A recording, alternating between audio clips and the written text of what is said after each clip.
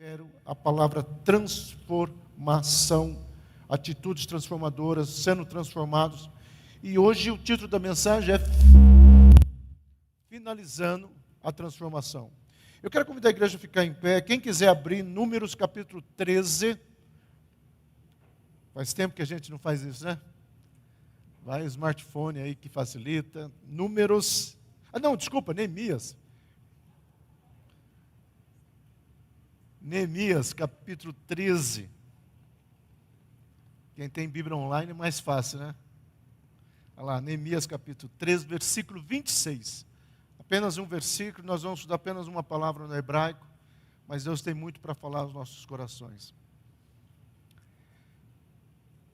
Versículo 26 diz assim: Porventura não pecou nisto Salomão, rei de Israel, não havendo entre muitas nações rei semelhante a ele, e sendo ele amado do seu Deus, e pondo Deus como rei sobre todo Israel, contudo, mulheres estrangeiras o fizeram pecar. Senhor, trabalha os nossos corações, abre os nossos corações para entender a Tua palavra, em nome de Jesus. Pode sentar, meu querido. Amado, nesse capítulo 13 de Neemias, nós encontramos aquele momento que Neemias tinha voltado para a Babilônia, e aí ele fica um período ali, e aí ele retorna para Jerusalém, até para fazer um checklist em tudo que foi feito, e ali ele encontra uma situação que para ele foi uma indignação e uma afronta.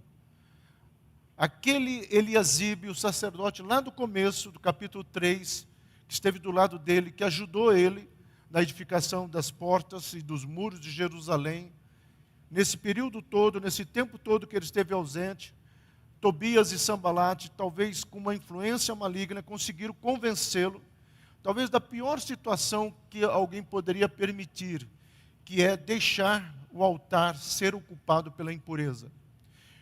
Quando nós trazemos isso para os dias atuais, nós precisamos entender o que é essa palavra, essa expressão.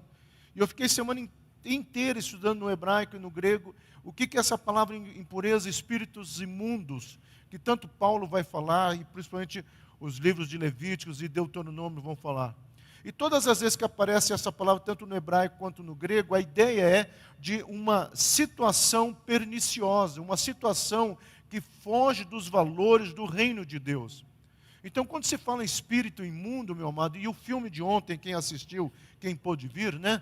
Nós comentamos após o filme, que ficou muito claro essa ação dessa questão que eu tenho falado nesses dias, que é uma palavra muito forte, chamada cosmovisão. Como que a cosmovisão vai entrar, vai atrapalhar e vai fazer com que às vezes você tenha um certo comportamento que não é o que você gostaria de fazer. Mas tem um ditado lá no sul, acho que aqui também tem: água mole em pedra dura, tanto bate até que fura. E é aquela questão de aproximação. Então é isso que vai acontecer nesse momento. Nós não sabemos em que hora Eliasibe permitiu, ou se entregou, ou fraquejou, mas o fato é que ele permitiu uma situação que não era da parte de Deus. E olha o que acontece, meu amado, quando essa impureza, essa cosmovisão, essa situação que é contra o reino de Deus ocupa o altar, sabe o que aconteceu? Leia o capítulo 13 em casa. O povo deixou de ser fiel nos dízimos. E ao deixar de ser fiel nos dízimos, o templo começa a passar carência. Ao passar carência, os levitas vão cada um para o seu canto. Muitas vezes nós precisamos entender que as artimanhas do diabo é trazer valores onde aquilo que é verdadeiro no reino de Deus, eu não estou falando aqui de dinheiro, de dízimo, eu estou falando aqui de princípios. Que todas essas questões nós precisamos entender. Eu sempre tenho falado para os meus alunos de teologia, nós estamos vivendo um período que o nosso maior inimigo chama, não colocando em si, nele, mas as redes sociais, o tal do Google, a Wikipédia é da vida. Mas principalmente o Google, quando você vai lá, pegando no YouTube pregações e pregações, você vai escutar todas as áreas de todos os segmentos, e pessoas até colocando coisas de uma forma sutil. Nós estamos vivendo um período, estamos chegando dentro desse período, que nós precisamos entender quais são os valores da palavra de Deus. Então, o problema aqui é que eles não souberam manter os limites espirituais. Eu e você, como cristão, nós precisamos entender o que é manter esses limites espirituais. Neemias 13 marca um momento crítico na história de Jerusalém, onde Neemias se dirige ao povo e confronta uma questão séria, a violação dos mandamentos de Deus a respeito da separação das influências estrangeiras. Deus, desde o começo, falou, gente, olha, eu vou dar uma terra para vocês. Quem estudou hoje de manhã o aulão, nós estudamos a vida de Sangar. Sangar aparece uma única vez na Bíblia, e é um sujeito que matou 600 filisteus, porque ele tinha, e nós falamos hoje, fomos um pouco coach, porque nós falamos hoje sobre uma estratégia que um autor que eu gosto muito, cristão, John Maxwell, fala sobre como que um personagem, como que uma pessoa pode avançar para alcançar o seu propósito. E uma das questões que nós falamos hoje, que eu e você, para avançar, precisamos vencer o desânimo. E uma das maneiras de nós vencermos o desânimo é fazermos uma análise para sabermos até que ponto nós estamos comprometidos com o propósito ou com os objetivos que nós colocamos. E hoje de manhã eu citei que seja esse objetivo uma pós-graduação, quem sabe um mestrado, quem sabe um crescimento em qualquer área.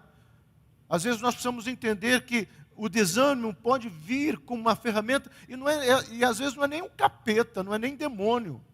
É a minha personalidade que talvez ao longo do meu processo de criação, o meu perfil psicológico, por traumas, por situações que feriram a minha alma, feriram os meus sentimentos, talvez eu fiquei um pouco alienado, ou um pouco distante, ou quem sabe reservado, ou quem sabe me escondendo nos meus sentimentos de vitimização e de autocomiseração. Sangar não. E eu posso dizer para vocês também que Neemias não. Porque Neemias ele poderia dizer, eu não tenho nada a ver com isso, como Sangar poderia. Sangar nem judeu era. Ele falou, não, esses filisteus querem atacar Israel, eles que ataquem. Mas Sangar falou, não, eu tenho a ver com isso, porque eu estou vivendo debaixo dessa promessa. Meu amado, nós precisamos olhar pela perspectiva do reino de Deus, e não pela perspectiva humana.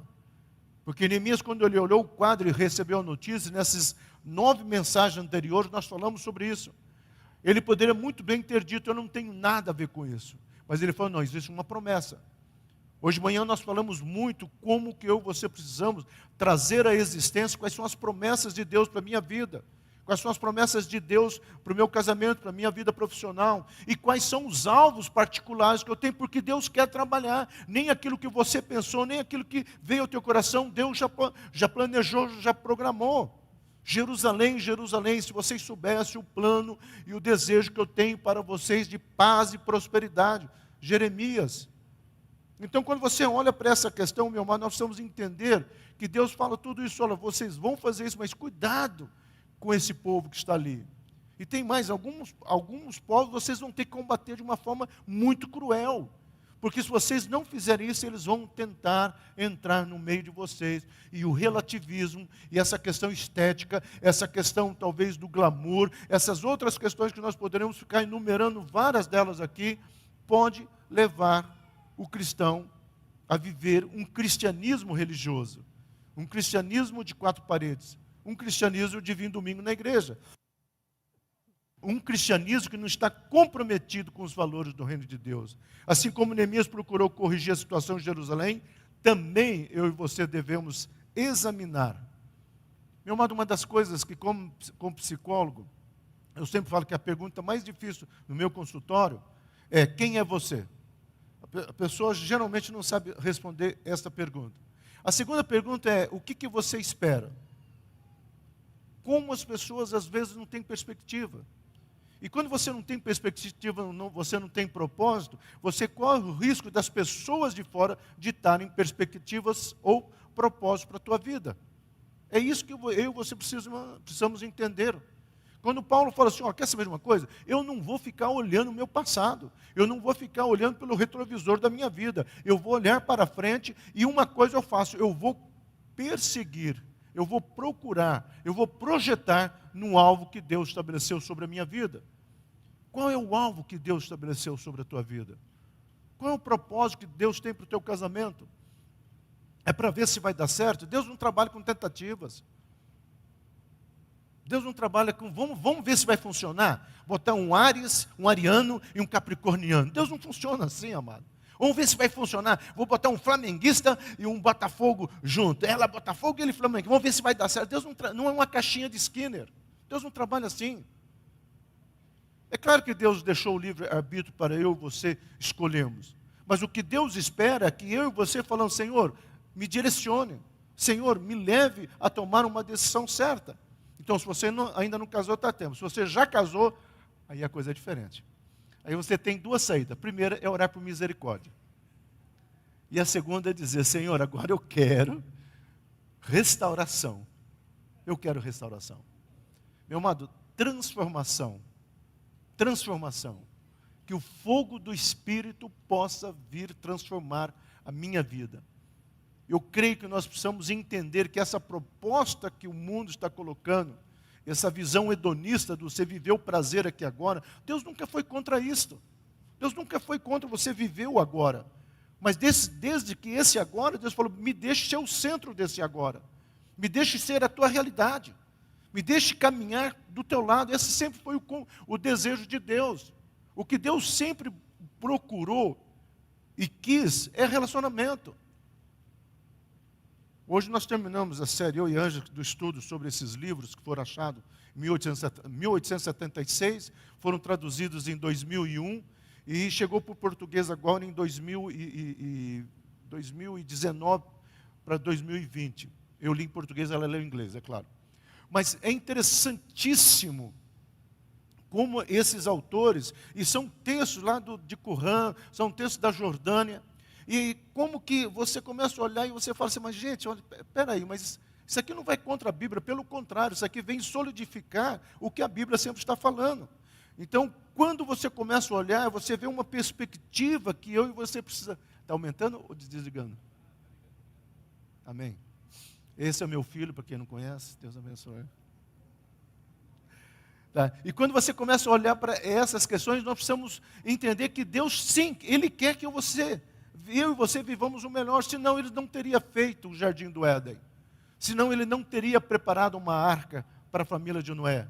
Senão Ele não teria enviado o seu próprio filho para estabelecer toda a diferença na vida dele, ou nas nossas vidas. Então essa passagem nos lembra de estarmos vigilantes, reconhecendo as maneiras sutis pelas quais a influência mudando pode penetrar o meu coração e o seu coração. Quem assistiu um filme ontem, eu fiquei sabendo através do Augusto, vai vir nos cinemas brasileiros, talvez chegue em Uberlândia, eu te convido a assistir, mas uma das questões que a pessoa, né, possuída fala, ou o demônio fala, é da sutileza e do processo que ele vai, como era antigamente, da sutileza do processo que ele vai trabalhando, levando as pessoas, assim tá bom, Marcos, senão daqui a pouco vocês não... Só não faz piscar, por favor, tá? Da sutileza que o diabo tem para chegar aonde ele quer. E talvez a frase mais cruel e interessante que ele fala, sabe o que eu quero?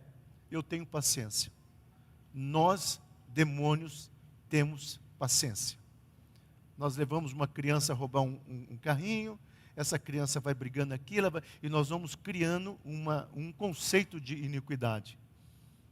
Quando Deus falou, tome cuidado com as coisas que vão acontecer, era essa a preocupação de Deus. Deus falou, não casem com as mulheres estrangeiras. Deus estava falando assim, sabe por quê? Porque eu sei o que pode acontecer. E amado, não vou dizer das mulheres, mas vou dizer uma coisa para você. O homem mais forte do mundo perdeu a batalha para uma mulher. Talvez o que Deus estava falando é da sutileza. Da sutileza. Por isso que uma mulher cheia do Espírito Santo, ela pode mudar uma família inteira. Ela pode mudar. Oh, cadê as mulheres aqui para um amém? Olha isso. Amém. Uma mulher cheia do Espírito Santo, meu amado, pode fazer uma grande diferença. Domingo que vem nós vamos estudar, sabe a vida de quem? De Débora. Uma mulher também foi cheia do Espírito Santo, porque ela acreditou como Neemias. É tempo de transformação. É tempo de vermos essas labaredas de fogo do Espírito Santo na minha vida e na sua vida. Não apenas trazendo reteté, amém por isso. Não trazendo esse avivamento, amém por isso. Mas acima de tudo, queimando toda a iniquidade. E dizendo, Silas, isso aqui não te pertence. Que o Espírito Santo venha fazer literalmente uma faxina na minha vida e na sua vida. Neemias procurou restabelecer o senso de santidade e devoção a Deus. Quando ele chega lá e fala, Sanbalat, Tobias, para fora, porque ele entra no templo, imagina, 2 pessoas fizeram isso, ele e Jesus. Neemias entrou no templo, pegou os móveis de Tobias, jogou tudo para fora e pegou Eliasir, jogou para fora também e falou assim: você não podia ter feito isso. Porque chega uma hora, eu penso que do mesmo Neemias que no capítulo 1 chorou pelo pecado de Israel, agora esse Neemias está indignado.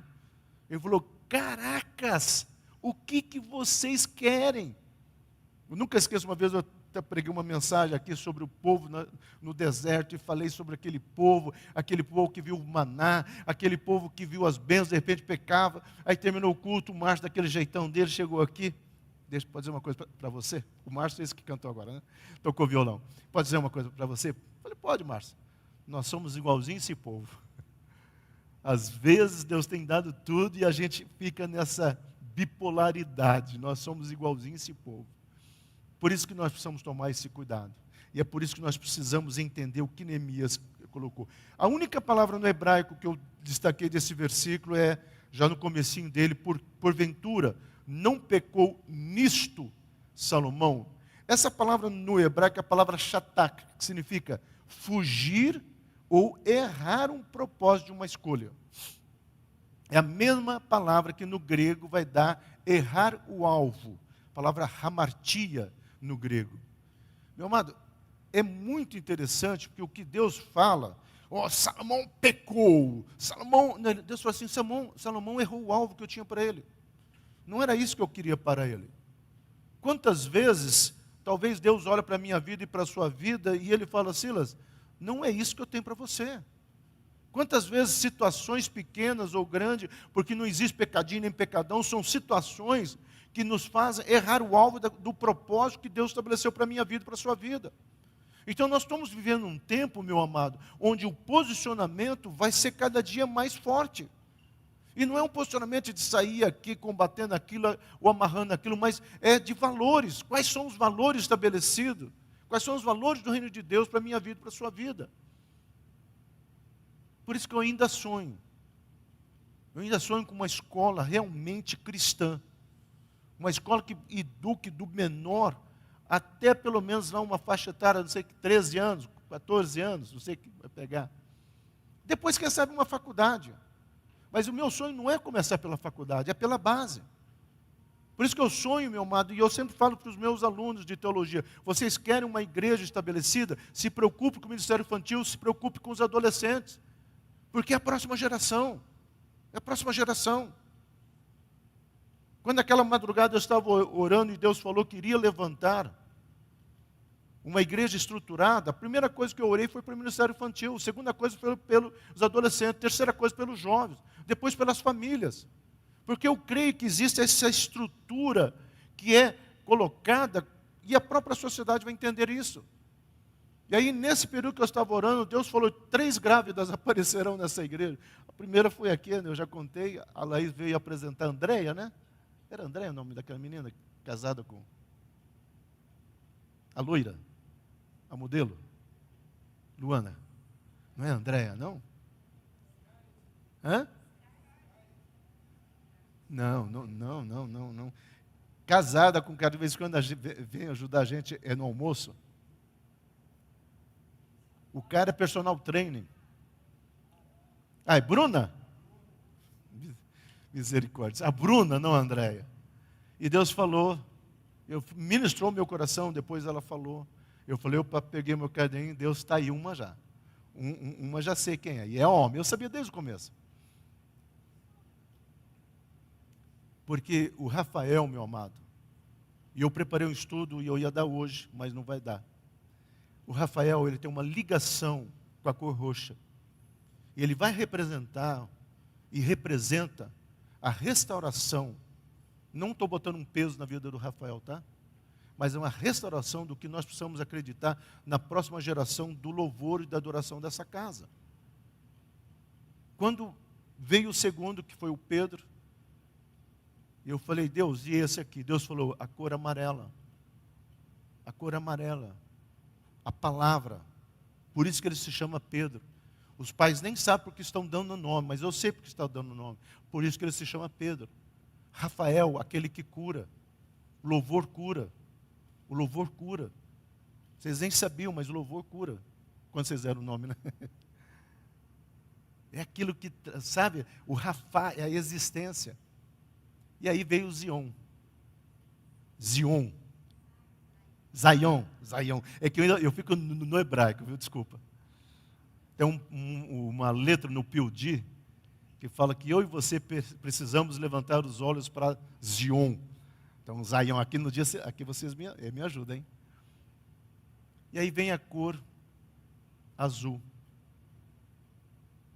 Por isso que vocês, eu vou falar para vocês desde já, cuidado, porque ele tem a ligação no mundo espiritual. Então não deixe o diabo influenciar para nada. Consagre ele a Deus, como vocês vão fazer hoje. E é só Deus. Vocês estão entendendo, meu amado, como as coisas são sutis? Neemias, talvez, quando chega, ele olha tudo aquilo e fala, Eliasibe, o que você foi fazer? E às vezes nós precisamos tomar uma atitude muito dura. A proibição de Deus com os moabitas não era uma questão racial. Muitas pessoas falam assim, ele era contra Tobias, porque Tobias e Sambalate eram moabitas. Não é. Porque Ruth era moabita e ela entra na linhagem de Jesus. Ela se torna alguém da linhagem do Messias. A questão nunca foi racial. A questão sempre foi espiritual. A questão nunca é uma questão de liberdade, de gênero, ou de escolha, ou de hedonismo, ou de viver o aqui e agora. A questão sempre será espiritual. Existe uma batalha que às vezes nós não entendemos, não percebemos. Deus nunca ordenou o seu povo a se unir com os pagãos. Essa é a verdade. Ele estabeleceu isso desde o começo. Você quer saber o que é o paganismo? Não, você pode trazer um monte de coisa, pastores vão falar, mas se resume numa única frase: valores. Paganismo é aquilo que se levanta contra os valores do reino de Deus. Aí, pastor, mas que tipo de valores? Quando alguém começa a falar que igreja, para quem na igreja? Quando alguém começa a falar, você está orando demais. Quando alguém começa a falar, nossa, você está muito carola nessas coisas de Deus. É o paganismo falando. Porque uma das maneiras, uma das formas de mudar o mundo espiritual, essa semana eu fiquei a semana inteira com um som bem baixinho na minha sala, de orações, do John Eckhardt, aquele profeta que ficou orando. Se você quiser, eu te dou o link, é fácil, está no YouTube, são orações de guerra. E é interessante, meu amado, como que o mundo espiritual sente, porque eu tenho um determinado paciente que ele tem uma determinada situação, e eu sei que ele carrega uma coisa. Ele entrou e ficou assim na minha sala. Eu falei, pode entrar. O que você fez aqui? Eu falei, nada. Eu sabia. Nossa, está diferente. Eu falei, pode entrar. Meu amado, o mundo espiritual tem mais consciência do poder de Deus do que nós. Então, mulher, começa a orar na sua casa, homem, começa a profetizar. Está voltando para a tua casa, Senhor, que os teus anjos já estejam indo lá na frente, trazendo paz, trazendo graça. É isso que Neemias estava entendendo, porque Deus nunca fala para você tentar convencer, Deus sempre fala, retirai-vos. Quando Jacó quis fazer aliança com Deus, aquela situação, o que Deus fala? Jacó, você quer? Então tira tudo que é estranho da sua família. Começa por aí. Mas eu tenho uma esposa que tem uma coisinha aqui, é um amuletinho bacaninha que ela ganhou, tira. Eu tenho isso aqui assim que era da minha tataravó, é isso aqui, tira. A coisa é tão séria, meu amado. A coisa é muito séria. Esses dias eu estava na casa do Ailton, conversando lá, Ailton, e eu falei para ele, nós estamos falando sobre algumas questões dos valores do que nós acreditamos. E a igreja protestante não tem rosário. Não tem. Porque nós acreditamos na oração direta com o Pai. Você quer usar o rosário? É mesmo que você pegar esse óleo aqui e achar que ele é mágico. Que ele vai... Não é o elemento, se é quem está por detrás. E é por isso que eu até falei para ele, se nós fôssemos ter uma cruz na igreja, ela estaria vazia. Nós não teríamos um crucifixo. Por que nós não fazemos o sinal da cruz? Também porque nós entendemos que é uma tradição. E esse dia que eu fui lá, nós vamos fazer um estudo sobre Maria. É ou não é, Ailton?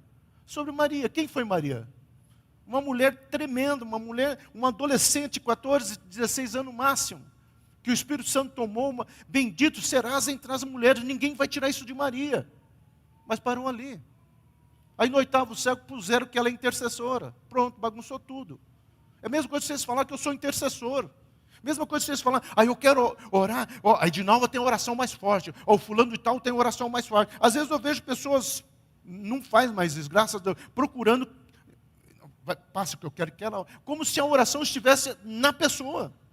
Vocês estão entendendo o que eu estou falando? É isso que Neemias estava combatendo. Neemias está dizendo, nós precisamos mudar tudo isso. Eliasibe, o sacerdote, ele que começou bem, termina mal.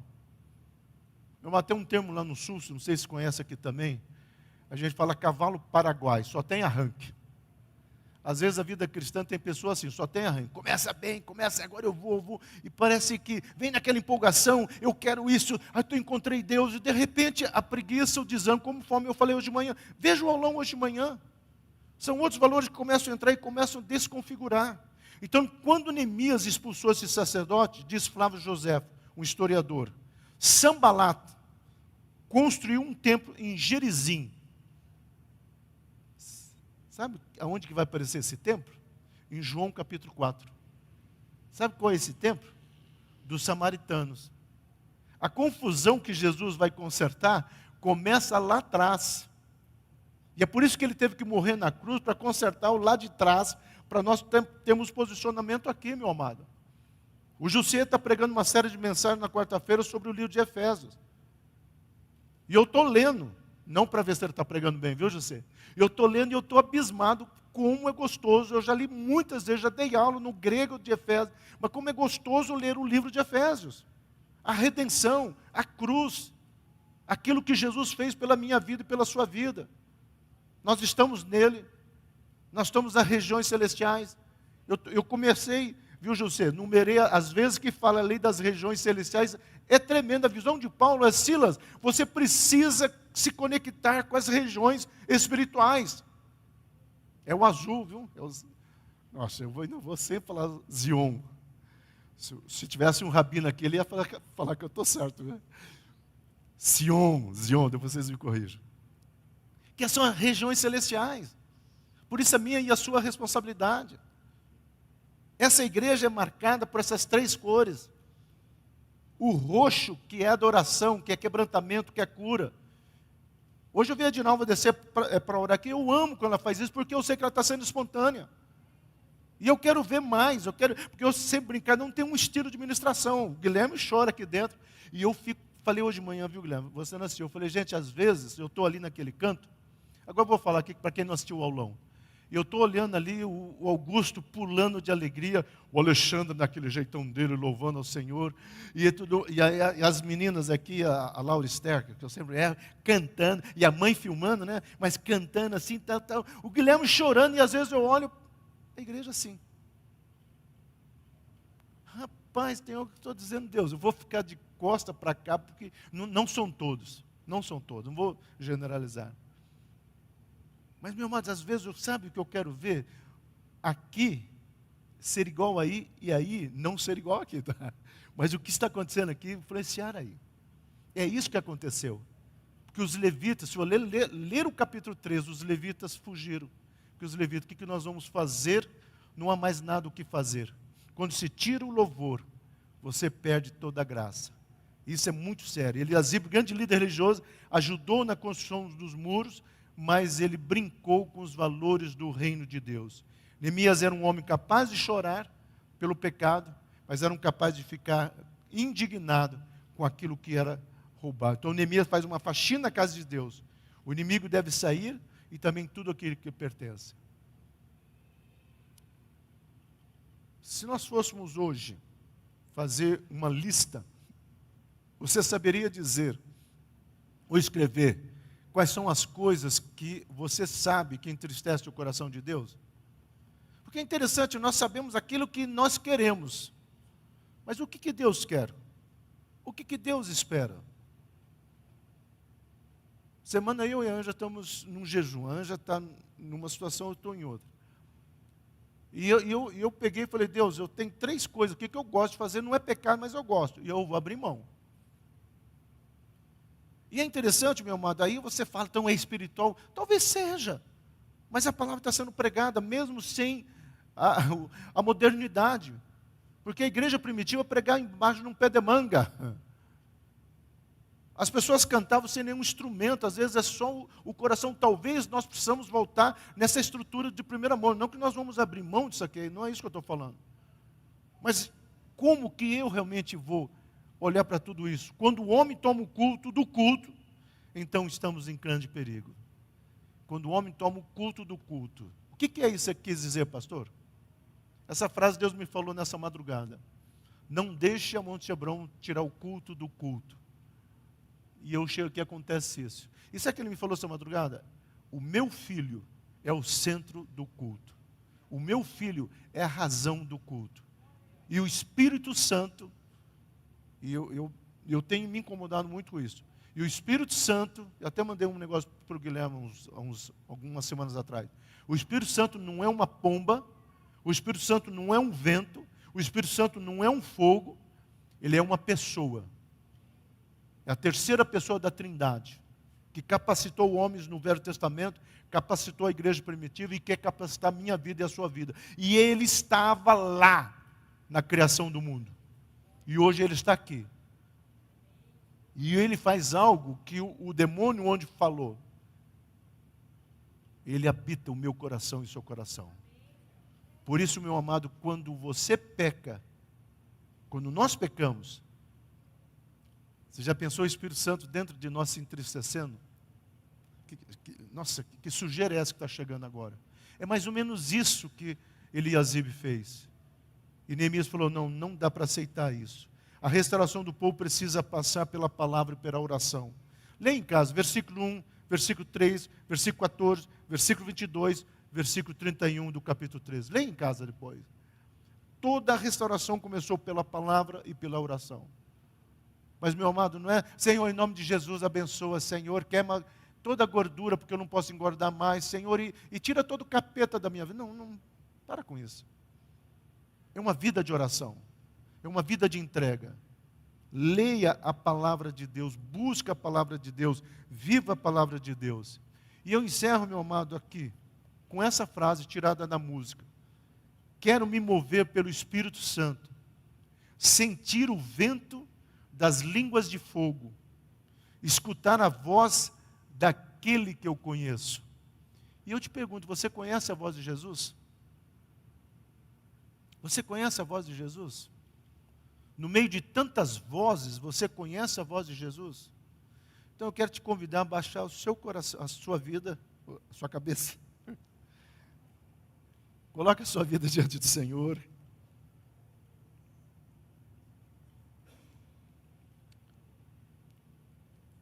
E eu vou dizer essas 3 frases e você vai orar aí em espírito. A primeira frase é essa: quero me mover pelo Espírito Santo. Ore agora, Senhor, Espírito Santo de Deus. Deus abençoe. Eu quero me mover por Ti, ou através de Ti. Amém? Segunda oração: sentir o vento das línguas de fogo. Espírito Santo, eu quero sentir esse fogo. Eu quero sentir esse vento. Sopra no meu coração e traga essas línguas trazendo purificação. E por último, meu amado, eu quero escutar a voz de Deus. Eu quero escutar a voz do Filho. Eu quero escutar a Tua voz, ó Espírito Santo. Eu sei que às vezes nós falamos frases, escrevemos coisas que ficam marcadas no mundo espiritual. E eu não tenho medo de dizer, Márcio e Nancy, que essa letra foi realmente inspirada por Deus na vida de vocês. E que essa igreja seja movida pelo Espírito Santo. Que essa igreja possa sentir esse vento e essas línguas de fogo. E que essa igreja possa escutar a voz do Pai, a voz do Filho e a voz do Espírito. Senhor, nós colocamos todo esse momento e sabemos que a Tua palavra não volta vazia. Declaramos, Senhor, que apesar da tecnologia ter falhado, A tecnologia espiritual nunca falha. Nós sabemos, Senhor, que foi semeado palavras neste culto, neste momento. Trabalhe em nossos corações, em nome de Jesus. Amém? Vamos fazer os dízimos, depois a gente chama. Amém, meu amado? Esse momento você trazer o seu dízimo, a sua oferta, nós não temos. A Júlia ainda não fez também, né? Nós vamos fazer o CNPJ da igreja, deixar em